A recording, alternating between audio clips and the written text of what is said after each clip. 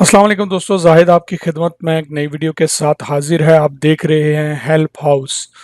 दोस्तों, आज मैं आपको इंशाल्लाह जो है अबशर में जितनी भी पासपोर्ट, इकामा, खरूज, रीएंट्री, ट्रैफिक वायलेशंस, गाड़ी की रजिस्ट्रेशन, इंश्योरेंस, फिंगरप्रिंट, हज, हर तरह की इंफॉर्मेशन के बारे में इंशाल्लाह अपडेट करने जा रहा हूं। लेकिन मैं स्टेप बाय स्टेप एक एक वीडियो में जो है हर चीज़ बनाता जाऊंगा, बताता जाऊंगा।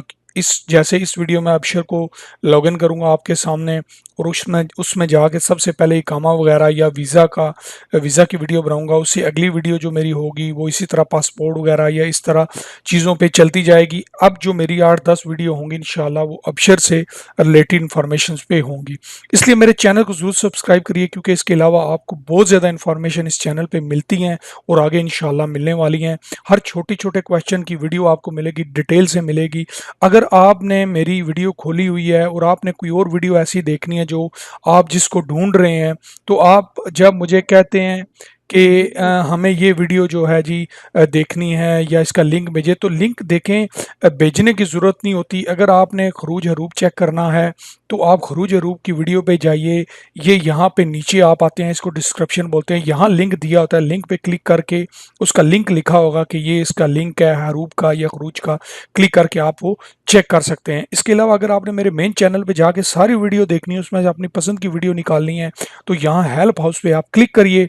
हेल्प हाउस पे ये जो हेल्प हाउस लिखा है इस पे क्लिक करेंगे तो आप सीधे ये देखिए मेरे चैनल में चले जाएंगे। ठीक है, यहाँ पे आप जब वीडियो पे क्लिक करेंगे, ठीक है, तो ये सारी वीडियोस आपके सामने आ जाएंगी, आप देख सकते हैं। यहाँ से जो भी आपकी मर्जी की वीडियो है, आपकी ज़रूरत की वीडियो है, आप निकाल के चेक कर सकते हैं और अपना मसला हल कर सकते हैं। ठीक है जी, ये इंट्रोडक्शन देना बहुत ज़रूरी था उन लोगों के लिए जिनको वीडियो ढूंढने में परेशानी होती है, ताकि उनको समझ आ जाए और वो आराम से ईजीली मेरी वीडियो को ढूंढ सकें। तो अब हम बढ़ते हैं इंशाल्लाह वीडियो की तरफ। सबसे पहले हमने क्या करना है दोस्तों, कि यहाँ पे हमने MOI को खोलना है। ठीक है, नई टैब हमने खोली, मोबाइल पे हैं आप या अपने आपने अक्षर बनाया या कंप्यूटर पीसी पे हैं। MOI.gov.sa को लिख के आपने इंटर कर देना है।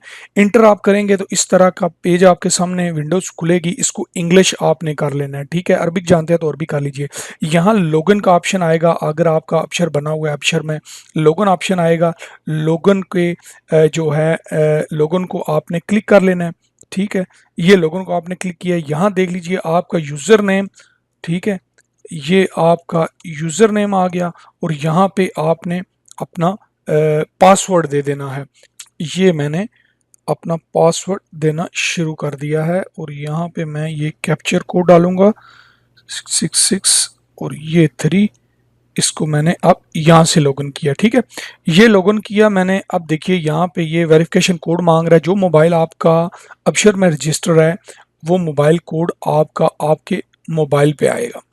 ठीक है जी, ये आ गया आपका कोड। अब मैं इसमें ये कोड डालता हूँ 414358। ये मैंने कोड डाल दिया है। अब इसको मैंने लॉगिन कर लिया। ठीक है जी, ये लॉगिन किया है, देख लीजिए। आप लॉगिन करेंगे तो लॉगिन करते ही आप यहाँ पे कामा रिन्यूअल के ऑप्शन पे चले जाएंगे। हम ऐसा करेंगे कि होम पे जाएंगे।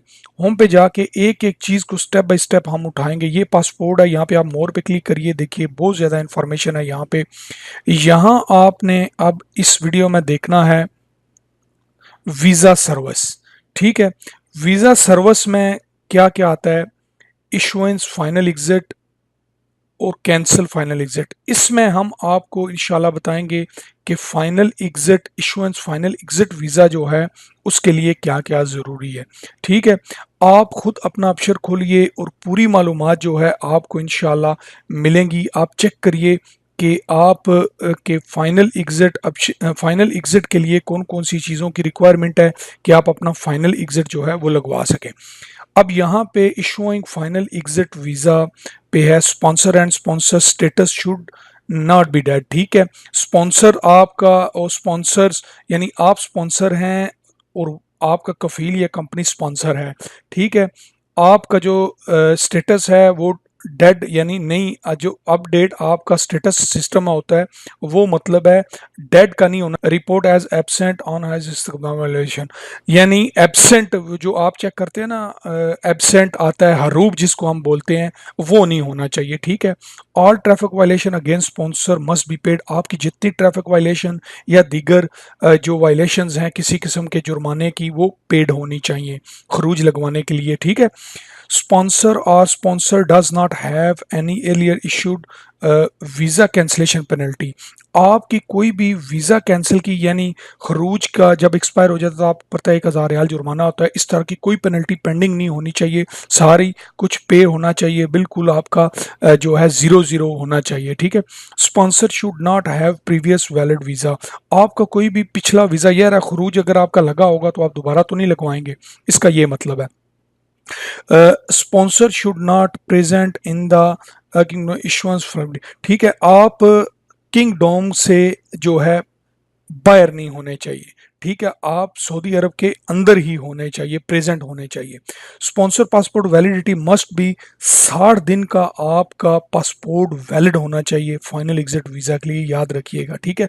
अगर पासपोर्ट नहीं है तो सिंपल सी बात है, खरूज लगवा के आप वाइट पासपोर्ट पासपोर्ट जो सॉरी वाइट पासपोर्ट बनवा के आप खरूज लगवा सकते हैं, या आपके खरूज अगर लगे हुए हैं कफील हैं या मोहलत में तो आप तब भी वाइट पासपोर्ट बनवा सकते हैं। स्पॉन्सर इकामा शुड बी वैलिड, आपका इकामा वैलिड होना बहुत ज़रूरी है, यानी आपका इकामा बाकी होना चाहिए, ठीक है। अब देख लीजिए यहाँ पे नहीं लिखा कि कितने दिन वैलिड होना चाहिए, तो मैंने पहले भी अपनी वीडियो में बताया कि एक दिन भी आपका इकामा वैलिड होगा, 2 दिन भी होगा तो आपका खरूज लग जाएगा, ठीक है। कल रूल चेंज हो जाए तो मैं कुछ नहीं कह सकता। फिंगरप्रिंट अनरोलमेंट स्टेटस, आपका फिंगरप्रिंट स्टेटस जो है ये अपडेट होना चाहिए। आगे मैं वीडियोस में फिंगरप्रिंट को चेक करने का भी इंशाल्लाह तरीका बताऊंगा कि वो तरीका क्या, अगर आपके फिंगरप्रिंट नहीं है, अपडेट नहीं है या कोई मसला है तो आपका खरूज तब भी नहीं लगेगा। उसके बाद sponsor must not have any registered vehicle in MOI system, MOI system पे आपके नाम पे कोई गाड़ी नहीं होनी चाहिए, क्लियर होना चाहिए बिल्कुल। उस सूरत में दोस्तों आपका खरूज लगता है जब ये सारी कंडीशंस आपकी क्लियर हों।